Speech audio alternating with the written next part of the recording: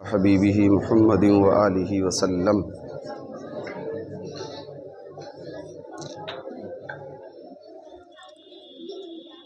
الحمد للہ وکفی وسلام علی عبادہ الذین اصطفیٰ، اما بعد فاعوذ باللہ من الشیطان الرجیم، بسم اللہ الرحمن الرحیم۔ لا یأتیہ الباطل من بین یدیہ ولا من خلفہ، تنزیل من حکیم حمید۔ صدق اللہ العظیم۔ وقال رسول اللہ صلی اللہ تعالی علیہ وسلم: خیرکم من تعلم القرآن وعلمہ، او کما قال علیہ الصلاۃ والسلام۔ حمد بے حد خالق ہر دو سرا کے واسطے، جس کی ذات پاک ازل سے ہے صدا کے واسطے۔ پھر ہزاروں رحمتیں ہر آن اور لاکھوں سلام، شاہد و عالم محمد مصطفیٰ کے واسطے۔ بارش رحمت کا ہو یا رب صدا ہر دم نزول، آل و اصحاب اور جملہ اصفیاء کے واسطے۔ کر عطا دونوں جہاں میں تو ہمیں عز و شرف، حضرت اشرف علی راہ نما کے واسطے۔ کر ہمارے دل پہ نازل تو سکینہ اے خدا، تیرے پیارے بابو جی حاجی عمر کے واسطے۔ کھول باب علم و عرفاں اے میرے رب علی، فاتح خیبر علی یہ مرتضیٰ کے واسطے۔ دے صحیح کہنے کی جرأت مجھ کو بھی میرے خدا، دے صحیح کہنے کی جرأت مجھ کو بھی میرے خدا، شاہ نسیم احمد ولی و مقتدیٰ کے واسطے۔ محترم و معزز سامعین کرام، بڑی خوش نصیبی اور سعادت کی بات ہے، کھڑے ہو کے دیکھ رہے ہیں بچے، بہت بڑی سعادت اور خوشی کی بات ہے کہ اللہ تبارک و تعالیٰ نے ہمیں اس محفل کے لیے چنا ہے۔ یہ بڑی عظیم الشان محفل ہے، بڑی سعادت والی محفل ہے کہ اس میں حافظ عبد الرحمن ابن جناب محمد ناظم صاحب سلمہ نے قرآن مقدس کی حفظ کی تکمیل کی ہے۔ یہ کوئی معمولی محفل اور کوئی معمولی چیز نہیں ہے جو اللہ تبارک و تعالیٰ نے عطا فرمائی ہے۔ این سعادت بزور بازو نیست تا نبخشد خدائے بخشندہ۔ کسی صاحب نے کہا ہے رحمۃ اللہ علیہ فارسی میں کہ یہ سعادت اور یہ نعمت عظمیٰ انسان کے بازوؤں کا اور اس کی طاقت کا کھیل نہیں ہے، بلکہ یہ سب اللہ تبارک و تعالیٰ کا انعام ہے، وہ جسے چاہتا ہے دے دیتا ہے۔ ورنہ بہت سارے لوگ اسی روئے زمین پر، اسی آسمان کے نیچے موجود ہیں کہ جو قرآن مقدس کو پڑھنے کے لیے بیٹھے اور ان کے 29 پاروں کی تکمیل ہو گئی، لیکن کسی سبب سے، کسی وجہ سے اللہ تبارک و تعالیٰ نے انہیں محروم کر دیا اور ان کا دل قرآن مقدس سے اچاٹ ہو گیا، قرآن مقدس سے وہ دور ہو گئے۔ اللہ تبارک و تعالیٰ ہم سب کی اس سے حفاظت فرمائے۔ بہت بڑا عذاب ہے یہ بھی کہ اللہ تعالیٰ کسی کو اپنے قریب فرما لے اور اس کو قریب کرنے کے بعد پھر اسے دھتکار دے کہ جا تو ہمارے لائق نہیں ہے۔ انسان سے کوئی نہ کوئی ایسا کام ہو جاتا ہے کہ بعض دفعہ جس کی وجہ سے وہ بہت ساری بھلائیوں سے اور نیکیوں سے محروم ہو جاتا ہے۔ وہ جو لوگ شکایت کرتے ہیں بھولنے کی، اور وہ لوگ، وہ بچے، وہ طلبہ اور وہ پڑھنے والے افراد، مرد اور عورتیں جو کہتے ہیں کہ ہم یاد کرتے ہیں اور بھول جاتے ہیں، ان کو یاد رکھنی چاہیے یہ بات کہ امام شافعی رحمۃ اللہ علیہ جو چاروں ائمہ میں سے ایک بڑے امام ہیں، انہوں نے اپنے استاد سے یہی شکایت رکھی اور کہا کہ استاد مکرم و محترم، میں جو یاد کرتا ہوں وہ بھول جاتا ہوں، اور وہ میرے حافظے میں چیز سیو نہیں ہو پاتی، جلدی نکل جاتی ہے۔ شکوت الی وکیع سوء حفظی، میں نے اپنے سوء حفظ کی شکایت اپنے استاد مکرم امام وکیع رحمت اللہ علیہ سے کی، فاوصانی الی ترک المعاصی، انہوں نے کہا مجھ سے کہ تو گناہوں کو چھوڑ دے، اللہ تبارک و تعالیٰ کی نافرمانیوں کو چھوڑ دے، فَأَوْصَانِي إِلَىٰ تَرْكِ الْمَعَاصِي، کیوں؟ پھر اس کی وجہ بتائی، فَإِنَّ الْعِلْمَ نُورٌ مِّنْ إِلَٰهٍ، اس لیے کہ علم یہ اللہ تبارک و تعالیٰ کے نور میں سے، روشنی میں سے ایک روشنی ہے، وَنُورُ اللَّهِ وَنُورُ اللَّهِ لَا يُعْطَىٰ لِعَاصِي، اور اللہ تبارک و تعالیٰ کا نور اور روشنی گناہگار کو، نافرمان کو نہیں دی جاتی ہے، چھین لی جاتی ہے۔ یا تو اندھیرا ہی ہوتا ہے یا اجالا ہوتا ہے، اگر اندھیرا آ جاتا ہے تو اجالا ختم ہو جاتا ہے، اور اجالا ہوتا ہے تو اندھیرا کافور ہو جاتا ہے۔ تو یہ بڑی اہم چیز ہے۔ تو بہرحال اللہ تبارک و تعالیٰ نے اس بچے کے لیے، ان حافظ صاحب کے لیے اس بات کی ضمانت دے دی، اور یہ چیز ان کے قسمت میں لکھ دی کہ آج انہوں نے قرآن مقدس کی کو پایۂ تکمیل تک پہنچا دیا، قرآن مقدس کی تکمیل کر لی۔ اور ورنہ بہت سے لوگ ایسے ہیں، جیسا کہ میں نے ابھی عرض کیا، کہ وہ قریب آ گئے تھے حفظ قرآن کے، حفظ قرآن پاک کے، اور پھر وہ محروم ہو گئے۔ اس لیے اس پر جتنا شکریہ ادا کیا جائے اتنا کم ہے۔ اور یہ چیز صرف حافظ صاحب کے لیے نہیں، بلکہ حافظ صاحب کے والدین، ان کے اساتذہ، اعزاء، اقربا، دوست، احباب، رشتہ دار، سبھی کے لیے بہت بڑی سعادت کی بات ہے، بہت بڑی سعادت کی بات ہے۔ دعا فرمائیے کہ اللہ تبارک و تعالیٰ انہیں اس پر استقامت دے، قائم رکھے، اور ان کے حافظے میں قوت اور طاقت عطا فرمائے، اور جب تک زندگی رہے قرآن مقدس کو نفلوں میں، تہجد میں، تراویح میں پوری زندگی سنانے کی، پڑھنے کی توفیق سے نوازے، اور ان کو اور ہم سب کو اس کی توفیق عطا فرمائے اللہ تبارک و تعالیٰ۔ تو یہ اللہ تبارک و تعالیٰ کی عطا ہے، جس کو چاہتا ہے وہ عطا فرماتا ہے، لیکن بے طلبوں کو یہ عطا نہیں ہوتی، یہ بھی یاد رکھنے کی چیز ہے۔ جن کے اندر طلب ہوتی ہے تو طلب کی بنیاد پر پھر اللہ تبارک و تعالیٰ اپنے قریب کر لیتا ہے۔ لو، مجھے ایک واقعہ بھی یاد آ رہا ہے، اور انشاءاللہ اسی ایک واقعے کو بتا کر میں اپنی بات کو ختم کر دوں گا۔ حالانکہ ذہن میں ایک بات اور آ رہی ہے کہ ایک ڈیٹیل کے ساتھ ایک واقعہ جو حضرت علی مرتضیٰ رضی اللہ تعالیٰ عنہ، جو ہمارے آقا نامدار محمد الرسول اللہ صلی اللہ تعالیٰ علیہ وسلم کے داماد بھی ہیں، چچہرے بھائی بھی ہیں، اور بچوں میں سب سے پہلے ایمان لانے والے بھی ہیں۔ انہوں نے بھی ایک مرتبہ آقا نامدار محمد الرسول اللہ صلی اللہ علیہ وسلم کی خدمت عالیہ میں آ کر عرض کیا تھا کہ یا رسول اللہ صلی اللہ علیہ وسلم، میں جو یاد کرتا ہوں میرے سینے سے، ذہن سے نکل جاتا ہے، حدیث یاد کرتا ہوں بھول جاتا ہوں، قرآن پاک یاد کرتا ہوں ذہن سے نکل جاتا ہے، کیا کروں؟ تو حضور اقدس صلی اللہ تعالیٰ علیہ وسلم نے کچھ ڈیٹیل کے ساتھ کچھ دعا وغیرہ اور نماز پڑھنے کے لیے، اور دن بھی منتخب فرمایا تھا، کس دن کس وقت یہ کام کرنا ہے، وہ انشاءاللہ پھر کسی موقع پر عرض کروں گا انشاءاللہ۔ تو یہاں طلب کے اوپر میں بتا رہا تھا، جو ذہن میں واقعی آ رہا ہے، شاید پہلے بھی کسی نے سنا ہو۔ ہمارے مراد آباد شہر کا ریلوے اسٹیشن ہے، اور اس ریلوے اسٹیشن پر ایک نوجوان باشعور، پڑھا لکھا، بظاہر دکھائی دے رہا ہے، پڑھا لکھا سمجھدار نوجوان ہے، وہ سرگرداں، پریشان، ششدر نظر آ رہا ہے، کبھی ادھر جاتا ہے، کبھی ادھر جاتا ہے، کبھی ادھر جاتا ہے، گویا کہ وہ کسی چیز کی تلاش میں ہے، اور اسے وہ تلاش اس کی پوری نہیں ہو رہی، اسے راستہ نظر نہیں آ رہا۔ وہیں پر اسے ایک ایسے رہبر کامل مل جاتے ہیں جنہیں دنیا شیخ الحدیث و تفسیر، سیدی و مرشدی و مولائی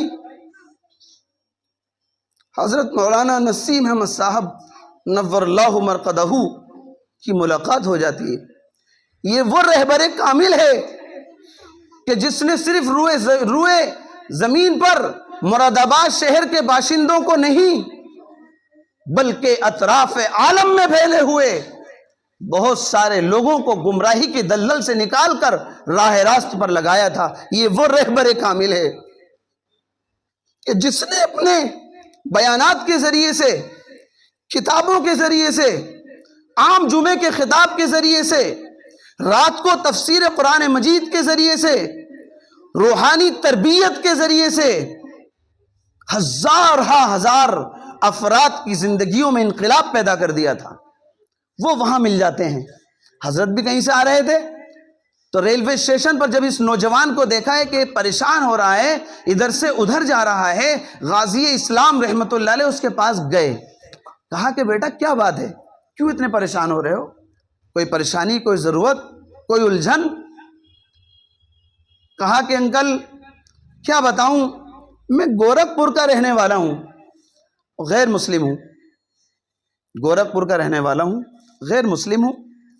میں نے اسلام کی اسلامیات پر اسٹڈی کی، مطالعہ کیا، اس کو پڑھا، اور پڑھنے کے بعد مجھے اسلام اور اسلامیات سے بڑی دلچسپی پیدا ہوئی، محبت پیدا ہوئی، یہ تو بڑی عظیم الشان کتاب ہے، اور اس کے اندر جو باتیں بتائی گئی ہیں وہ ساری دنیا کے لوگ اگر اپنا لیں تو سکون پا جائیں، جنت بن جائے ان کی۔ تو میں نے چاہا کہ میں بھی اس کی چھاؤں میں آ جاؤں، میں نے چاہا کہ میں بھی مسلمان بن جاؤں۔ تو پھر کیا ہوا، تو پھر میں نے کچھ مسلمانوں سے پوچھا کہ میں کیا کروں، میں اسلام لانا چاہتا ہوں، کیا کروں، کہاں جاؤں؟ تو مجھے کچھ لوگوں نے، کچھ مسلمانوں نے ایک جگہ کا ایڈریس اور پتہ بتایا، جس کو میں اس وقت ظاہر نہیں کروں گا، اس لیے کہ اختلافی چیزوں سے ہم بچتے بھی ہیں، بچانا بھی چاہتے ہیں۔ ان کو کسی ایسی جگہ بھیج دیا جہاں وہ نوجوان گیا، اور وہاں جا کر اس نے وہی منظر کشائی دیکھی جو وہ کرتا آ رہا تھا پہلے سے، اپنے دھرم اور مذہب کے اندر تھا۔ تو بڑا اس کا ذہن منتشر ہوا۔ پھر ان مولانا صاحب سے بات کی جہاں اس کو بھیجا تھا کہ ہاں کیا بات، کیسے آئے؟ کہ حضرت میں مسلمان بننے آیا ہوں، اسلام لانے کے لیے آیا ہوں، مجھے آپ کلمہ پڑھا دیجیے۔ تو پہلے تو انہوں نے ڈانٹا، کس چکر میں پڑ گئے، ارے مسلمان تو خود ہی پریشان ہو رہے ہیں، ہر جگہ ذلیل و خوار ہو رہے ہیں، تم بھی ذلیل و خوار ہونا چاہیے، جاؤ جس مذہب پہ، جس چیز پہ ہو اسی پہ لگے رہو، اسی پہ ڈٹے رہو، دھتکار کے بھگا دیا۔ انکل ان کی بات سے میرے دماغ پر اس قدر تاثر ہوا، اس قدر میرا دماغ نے بند ہو گیا، کام کرنا بند کر دیا۔ میں نے وہاں بیٹھ کر سوچا کہ اب کیا کروں، اب تو واپس گھر ہی چل رہا ہوں گورکھپور۔ میں نے وہاں سے گورکھپور کا ٹکٹ لیا، ریلوے اسٹیشن جا کے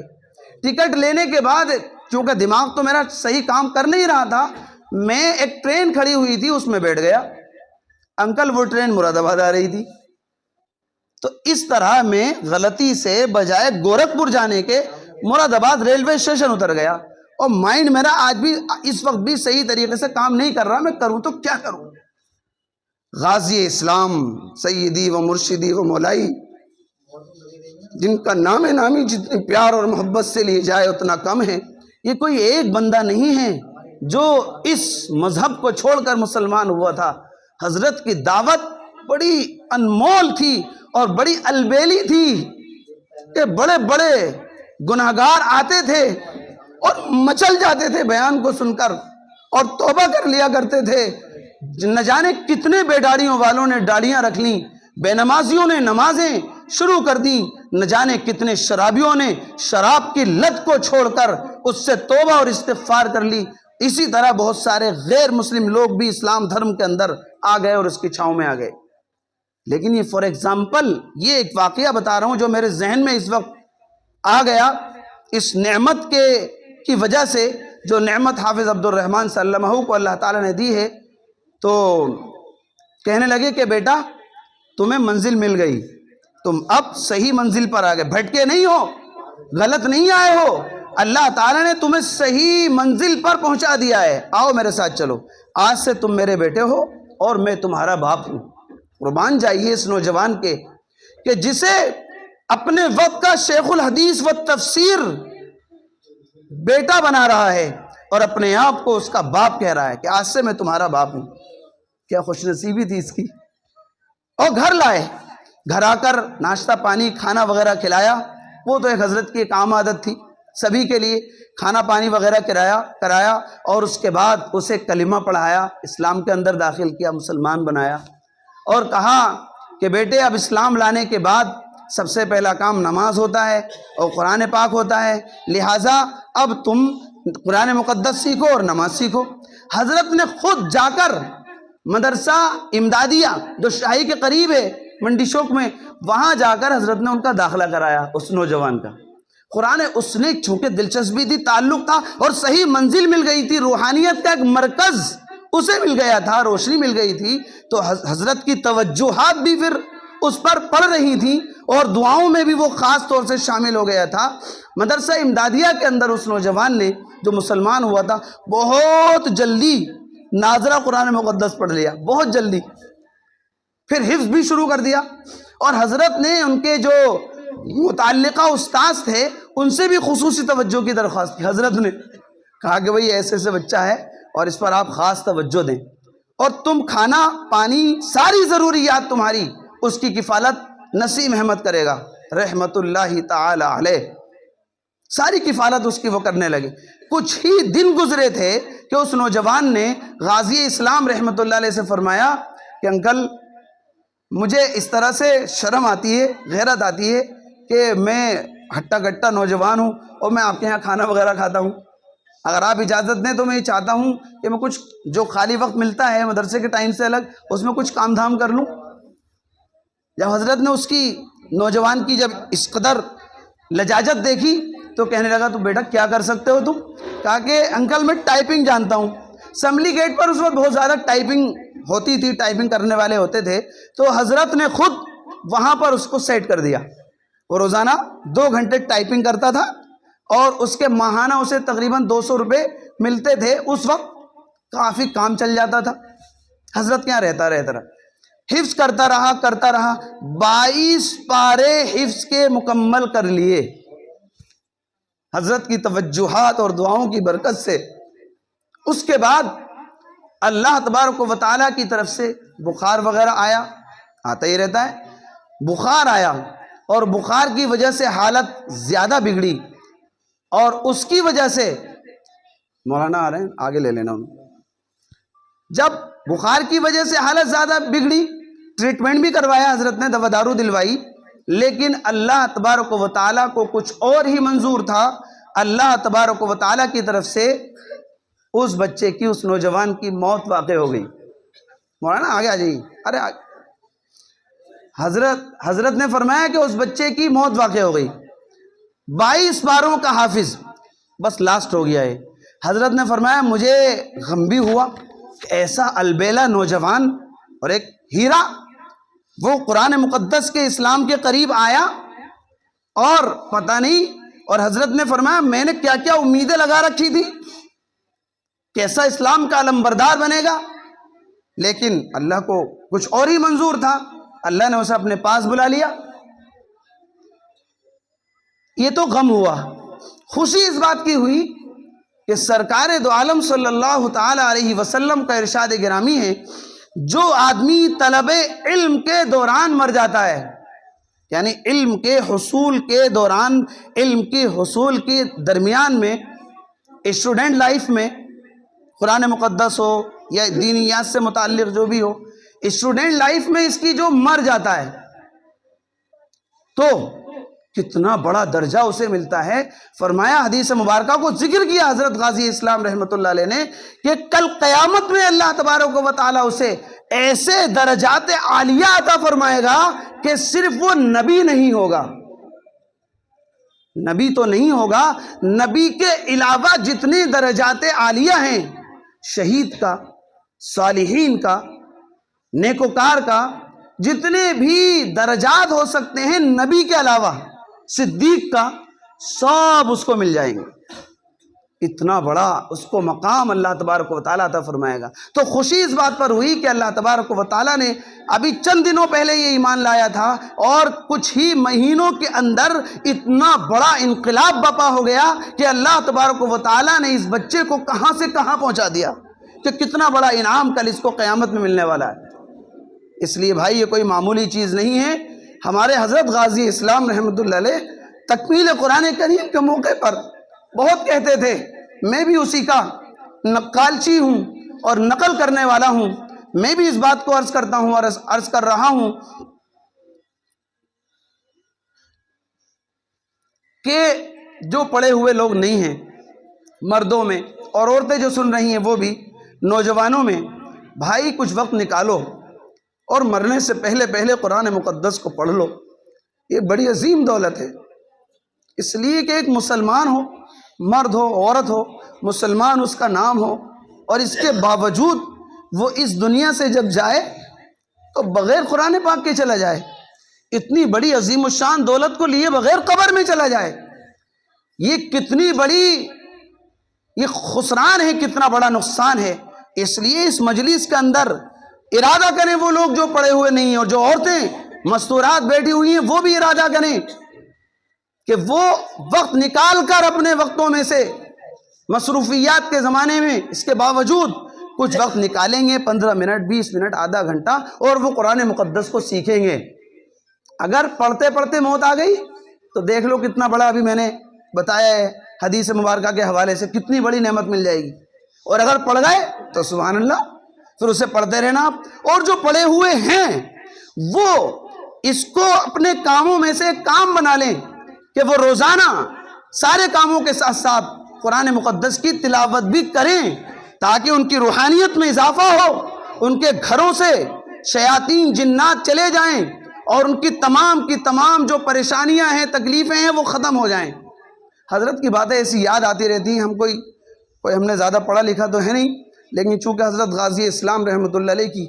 کچھ باتیں سنی ہیں، ایسا گویا کہ